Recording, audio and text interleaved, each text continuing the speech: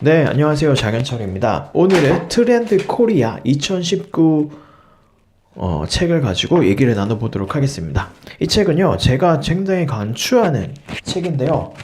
이유는 우리가 우리 세상이 어떻게 돌아가는지 알아야지만 잘 살 수 있죠. 그런 이유로 이 책을 권해드립니다. 김난도 교수님, 서울대 교수님이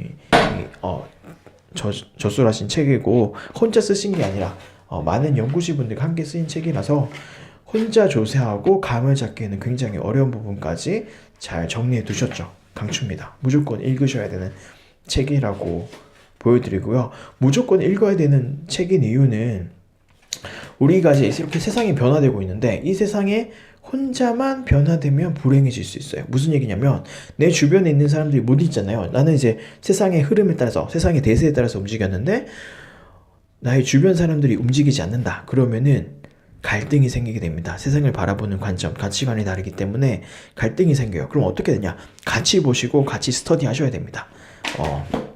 그리고 뭐 이런 게 주변 사람들만 비공식적인 사람들과의 관계뿐만 아니라 공식적인 사람들의 관계에서도 이루어져야 되겠죠. 그래서 함께 보셔야 돼요. 이런 관련된 강의도 많이 보시고 아이디어도 함께 나누시기 바라겠습니다. 저도 이쪽으로 지금 강의를 한번 해볼까 생각 중인데 이렇게 유튜브도 찍고 계속 얘기도 나누고 여러 가지 모임들 그리고 스터디를 통해서 좋은 강의 저도 책을 만들어 보도록 하겠습니다. 글도 만들고요. 이 책의 특징은요, 내년도 2019년도를 내다보는 전망을 하는 책인데 올해 있었던 트렌드의 변화들, 그러니까 작년도에 예측을 하고 그것이 어떻게 변화되었냐, 이런 것들을 좀 보기도 하는데요. 그거를 먼저 보고 이후에 2019년도 다음 연도 해를 보는 형태로 이렇게 됐습니다. 이쪽이 2018, 이쪽이 2019로 되어 있고요. 2019년도 한번 볼게요. 2019년도는 이제 소확행, 이게 가장 중요한 키워드, 기억에 남는 키워드라고 이제 김난도 교수님도 얘기를 하고 있으신데 저도 이제 소확행 많이 추구했었던 것 같아요. 왜냐, 우리가 굉장히 열심히 했을 때 그만큼의 굉장한 성취나 성공, 부해가 뒤따름이 오냐라고 했을 때 그렇지 않잖아요. 그래서 현재 행복을 줄이고 미래의 행복을 크게 늘릴 것이냐? 아니다. 우리는 현재의 행복을 포기하지 않고 함께 가져가는 삶을 살아야 된다라는 게 이제 소확행의 기본적인 철학이죠.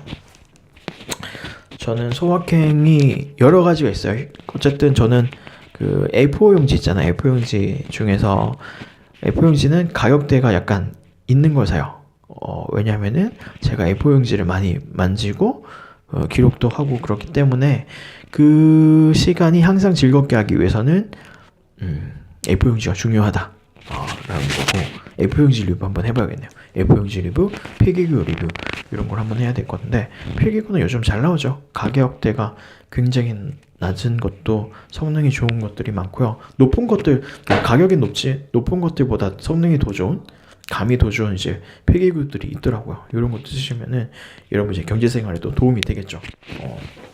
다이소에 있는 것도 비싼 것도 좋은 것들이 있어요. 괜찮은 것들이. 물론 이제 사람마다 다른데 그런 것들을 한번 소개하는 시간도 가져보면 재밌을 것 같네요. 자, 그리고 뭐랄까, 전 따뜻한 거 좋아해가지고 날씨가 약간 쌀쌀해지면은 전기요 이런 것들 이제 꼭 틀어놓고 뜨뜻하게 자죠. 피로도 풀리고 기분도 좋습니다. 그리고 저 맛있는 거, 저 약간 여러분들 이거 이게 뭐냐면은 이 책을 쌌던 포장지인데요. 저 이제 책을 살 때 책을 좀 많이 사갖고 이제 집을 큰 거 사야 되는데 책을 살 때 저한테 선물을 주는 느낌으로 포장해 달라 그래요.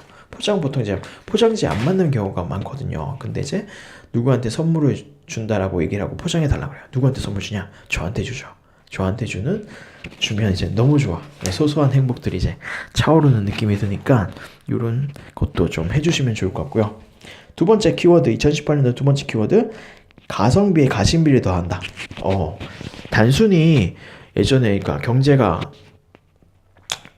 좀 좋지 않다 보니까 돈이 없어 주머니에. 그래가지고 싸면서도 성능 좋은 어떤 걸 사겠다. 그래서 나 이제 효용을 극대화하겠다고 얘기했다면 이제 그런 걸 넘어서 내 마음을 기쁘게 해주는, 즐거움을 주는 물건을 사겠다, 이런 형태로 가고요. 세 번째는 워라밸 시대. 우리 힘들어도 어차피 성과 안 나온다, 삶과 일을 균형 잡게 가져가자라는 가치가 등장을 하게 됩니다. 언택트 기술, 여러분 이제 서비스가 굉장히 힘들죠. 대인 서비스라는 게 그 정신적 피로감이 굉장하고요. 그러다 보니까 그거를 잘할 수 있는 사람이 많지 않아. 그랬더니 소비자 입장에서는 내가 내 돈 내고 고객이 왕인데 너 왜 서비스 그렇게 하냐, 이렇게 얘기하는 경우도 있어가지고 쉽지 않죠. 그러다 보니까 소비자의 만족을 높이기 위해서 사람을 떼버립니다. 사람과의 관계를 최소화시키죠.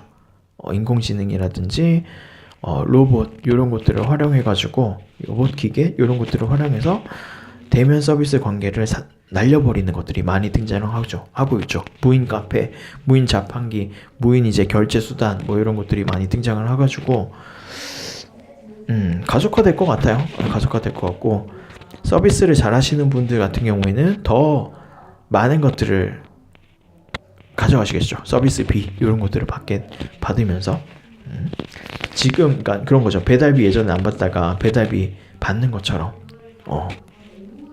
자, 매력 자본이 그 다음에 나만의 케렌시아. 사람들이 삶에 지치잖아요. 그래갖고 케렌시아라는 게 그거예요. 투우사들 이제 소를 잡을 때 소들이 마지막에 죽음을 이제 감지하고 죽기 이전에 어떤 공간으로 간대. 본인이 가장 편안하게 느끼는 어떤 공간에 들어가는데, 그런 공간이 사람한테도 필요하다.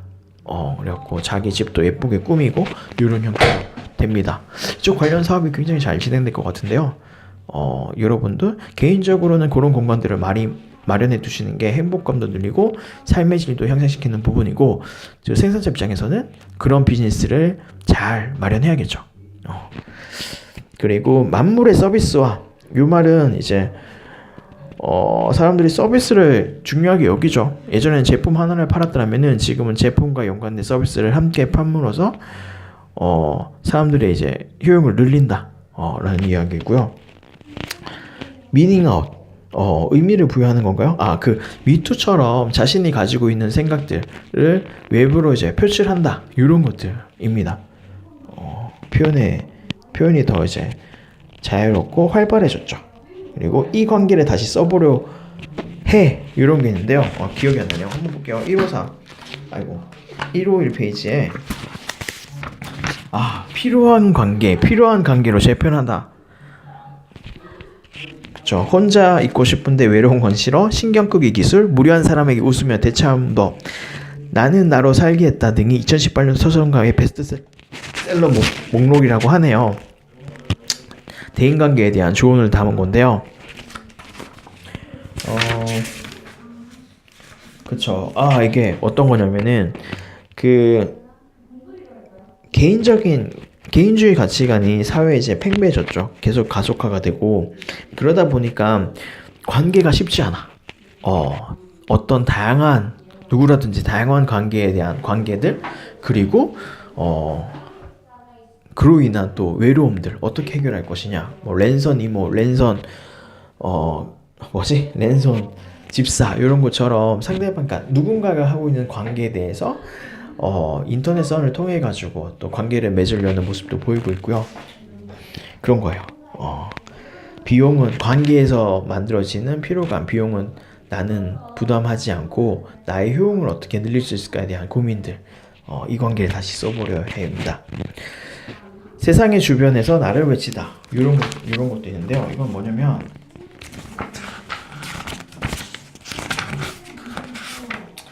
자존감이 중요하다는 얘기를 하고 있어요.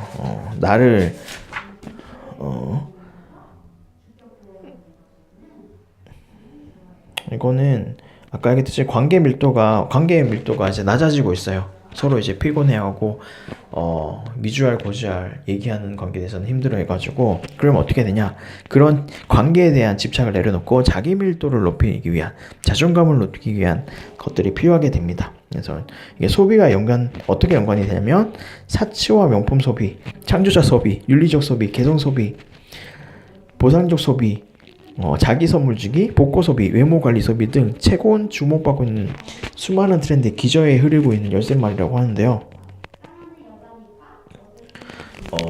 그래요.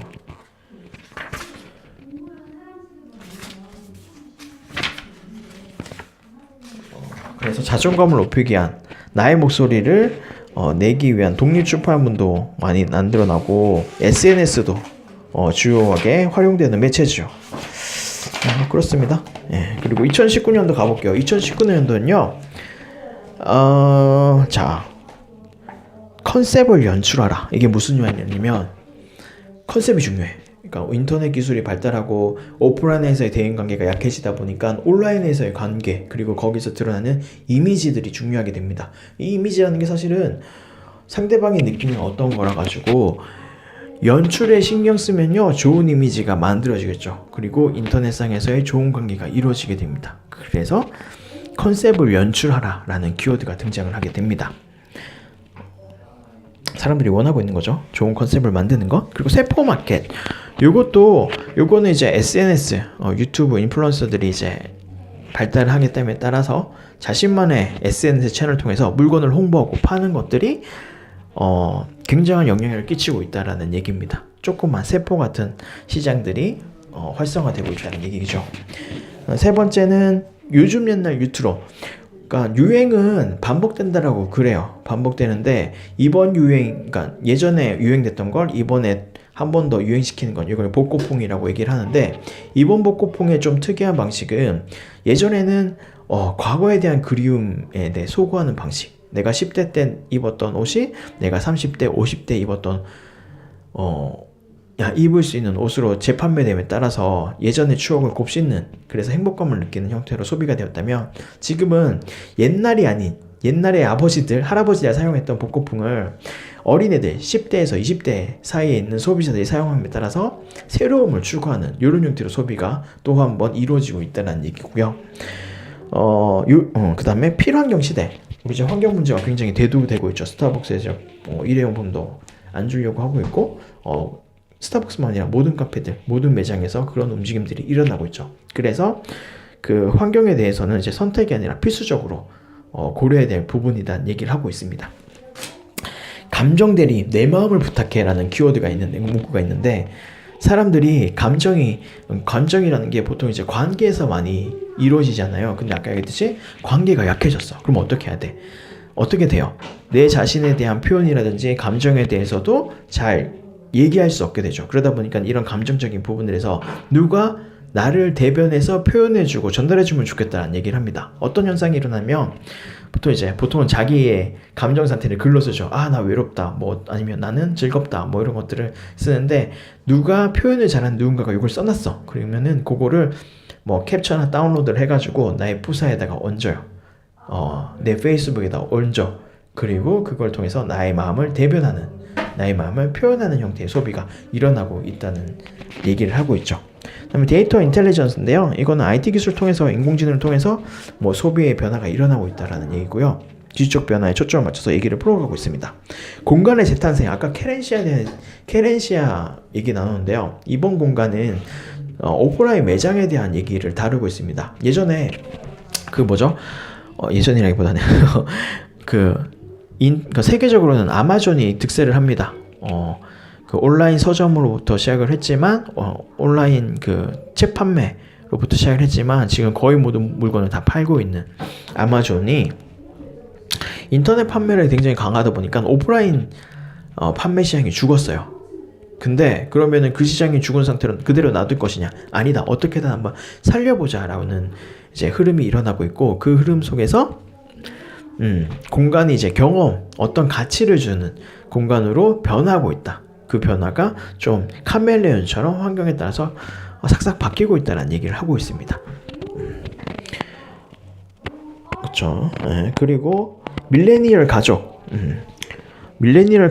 다 그 급속화되는 개인화에 따른 내용들이죠. 밀레니얼 가족들은 가족 관계에 대해서 끈끈한 뜨거운 이게 피는 물보다 진하다 이런 형태의 관념을 갖기보다는 그런 관념을 가지면 테이크하는 우리가 얻을 수 있는 게 만족감도 늘어지지만 비용도 굉장하죠. 관계 너 나한테 왜 이리라든지 우리 가족인데 우리가 남이가 뭐 이런 얘기를 하면서 피곤해지고 그리고 그런 것들을 잘할 수 있는 것도 사실은 쉽지 않아요. 이런 부분들을 것들 때문에 새로운 세대들 같은 경우에는 새로운 사고 철학을 가지고 있죠. 야, 그렇게 피곤한 거 하지 말자. 우리 서로의 이제 개인의 자유 이런 것들을 존중하면서 적당하게 적정 행복을 추구하자라는 이야기가 나옵니다. 적정 행복 좋은 단어죠. 자, 그 다음에 그것만이 내 세상 나라랜드. 나라랜드라는 거는 내가 중요하거든요. 남의 눈길은 중요하지 않고 내가 중요하다. 그래서 자신의 개성이라든지 예전에는 획일화된 어떤 기준들에 맞추려고 했어요. 예쁘고 멋진 그런 것들을 중요하게 였다면 오히려 지금 반대로 뭐 못생긴 것, 개성, 나만의 만족 이런 것들을 더 추구하는 방식으로 자신에 대한 소비 그리고 자신에 대한 생각들을 계속 공유하고 있다라고 보시면 됩니다. 매너 소비자 그죠? 매너 소비자. 요거는 갑질하지 말자. 우리 서로 존중해 가면서 파트너십 아니면 함께 살아가는 세상, 함께 살아가는 관계로서의 중요성을 이제 서로 인식한 거죠. 그래서 갑질하지 말고 잘 대해주자. 이런 식으로 진행이 되고 있습니다. 이 책 살짝 이렇게 짚어드렸는데요. 현재 흐름은 어쨌든 개인화돼 상태 그리고 저성장 시기 이런 걸 기반으로 나는 중요하고요. 그리고 오프라인 관계보다 온라인에서의 관계가 더 게다가 이제 연출된 이미지가 중요화되는 시기로 흘러가고 있고 관계 나의 감정 표현 이런 건 어렵다. 힘들다. 안 할란다. 대신해달라. 뭐 적정하게 하자. 적정 행복을 추구하자. 이런 형태로 이제 변하고 있죠. 그리고 이런 것들이 이제 제일 중요한 것 같아요. 나를 중심으로 한 개인화, 인구의 감소로 통해서 만들어지는 거고요. 그리고 경제가 발전되지 않다. 어떻게 할 거냐? IT 기술이 발달함에 따라서 만들어진 새로운 시장들, 세포 마켓이라든지 아니면은 뭐가 있을까? 카멜레존 이런 것들이 있죠. 데이터 인텔리전스도 마찬가지고요. 그리고 개개인에 대한 중요성이 이제 강조되다 보니까 매너 소비자 이런 개념도 등장을 하게 됩니다. 이 내용들에 대해서 구체적으로 살펴보면은 여러분들이 배워야 할 점들이 되게 많을 거예요. 비즈니스를 어떻게 풀어가야 될 건지 아니면 나는 어떤 그 감정 상태, 이해 상태로 세상을 살아갈지에 대해서도 좀 알아보실 수 있을 것 같아서 구체적인 내용 보시면 됩니다. 이렇게 이제 추천은 하고요. 강추입니다. 10점 만점에 10점, 10점 만점에 9.9, 9.5, 9 무조건 드리고요. 꼭 보세요. 우리 환경이 어떻게 변하는지 아셔야지만 우리가 잘 대응을 하고 행복한 삶, 성공하는 삶을 사실 수 있을 겁니다. 여기까지 하고요. 다음에 또 다른 내용을 찾아뵙도록 할게요.